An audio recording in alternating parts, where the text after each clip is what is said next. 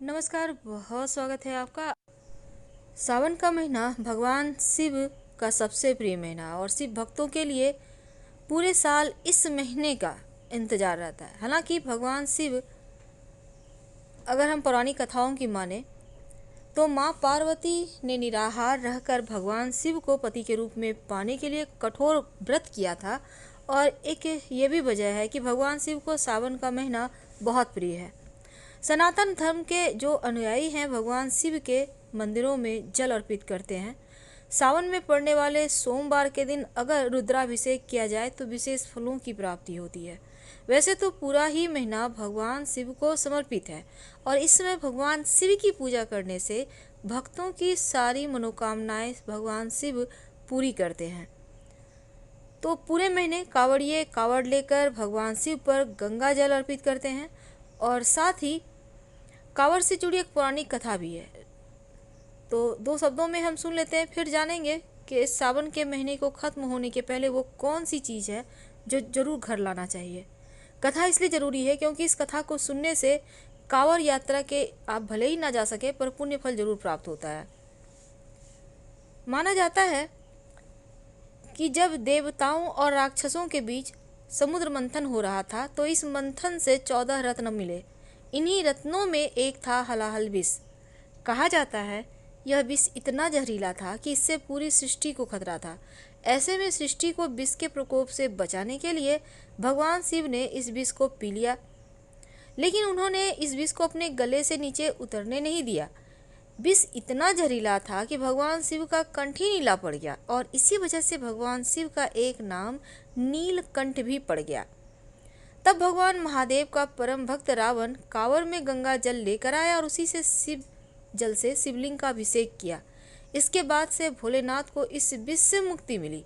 तभी से कांवरिये मीलों पैदल चलकर गंगा जल लाते हैं और भगवान शिव का रुद्राभिषेक करते हैं। तो श्रावण के महीने में पूजा करने का भी अपना महत्व है, क्योंकि इस दिन अगर आप सफ़ेद रंग के वस्त्र धारण करें या फिर गेरुआ रंग के वस्त्र धारण कर भगवान शिव को जल, दूध, दही, शहद, गंगा जल से स्नान करवाएं और स्नान करवाते वक्त मन में ओम नमः शिवाय या नमः शिवाय का जप करें। भगवान शिव को बेलपत्र, भांग, धतूरा भी अर्पित कर सकते हैं तो अति उत्तम है। साथ ही माँ पार्वती को 16 श्रृंगार की वस्तु अर्पित कीजिए, फिर प्रसाद के रूप में उसका इस्तेमाल कीजिए।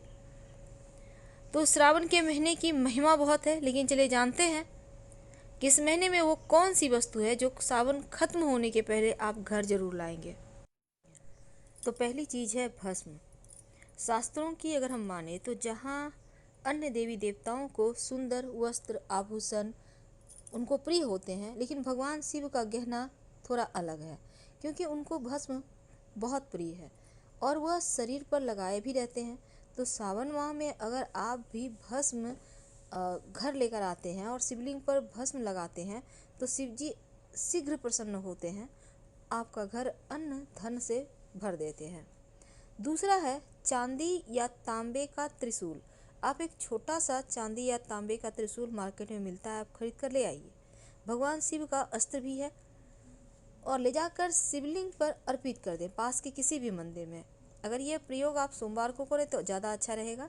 अब वहाँ पर जाकर अर्पित करने के बाद पूजा अर्चना कर लें, फिर इस त्रिशूल को उठाकर घर ले आए। घर लाकर अपने घर के मुख्य दरवाजे के ऊपर इस त्रिशूल को स्थापित कर दें। ऐसा लगवा दें कि आते जाते लोगों का नज़र पड़े।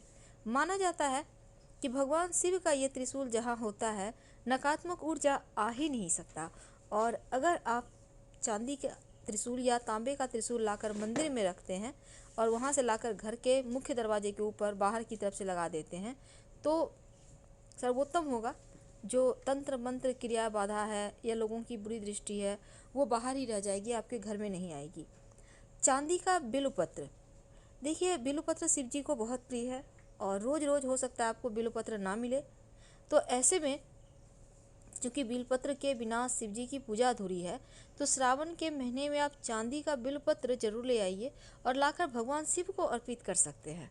आप अपने घर के मंदिर में रखें चांदी का बिल्वपत्र, तो जीवन की समस्त समस्याएं दूर होती है, आर्थिक स्थिति मजबूत होती है। ये बिल्वपत्र आप रोज़ शिव जी को चढ़ा सकते हैं, अच्छा हो। नाग नागिन का जोड़ा अगर काल सर्प दोष हो आपकी कुंडली में या विष योग हो तो चांदी का, पीतल का या तांबा का नाग नागिन का जोड़ा मार्केट में मिल जाएगा। उसको आप ले आए, लाकर शिव जी के मंदिर में जाकर शिवलिंग के ऊपर इसको अर्पित कर दें, क्योंकि शिव जी का वाहन या आभूषण है नाग। तो ऐसे में आप अर्पित करने के बाद इसको बहते हुए जल में प्रवाहित कर दें और बिना पीछे मुड़े घर आ जाए।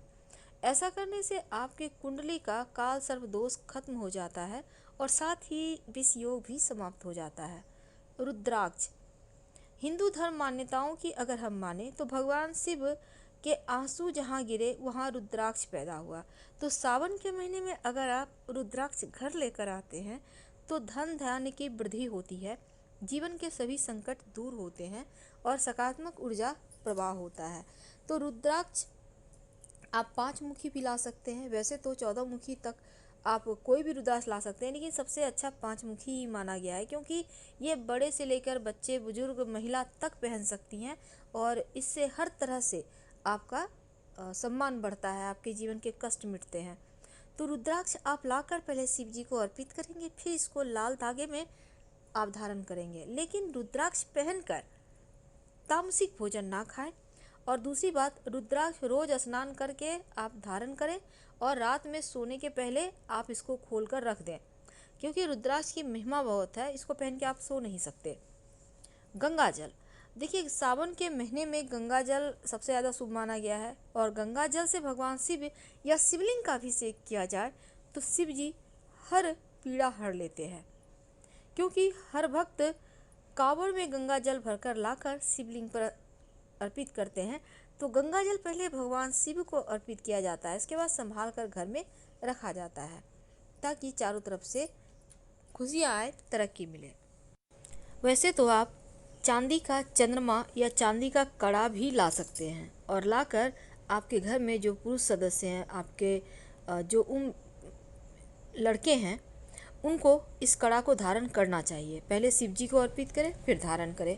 चांदी का चंद्रमा लाकर आप शिव जी के तस्वीर के पास स्थापित कर सकते हैं, जैसे कि भगवान श्री कृष्ण के तस्वीर के पास चांदी का बांसुरी होता है, ठीक उसी प्रकार जल का पात्र यानी कि लोटा अगर घर में आपका नहीं है तो आप ले आ सकते हैं, अगर है तो फिर कोई ज़रूरी नहीं है लाना।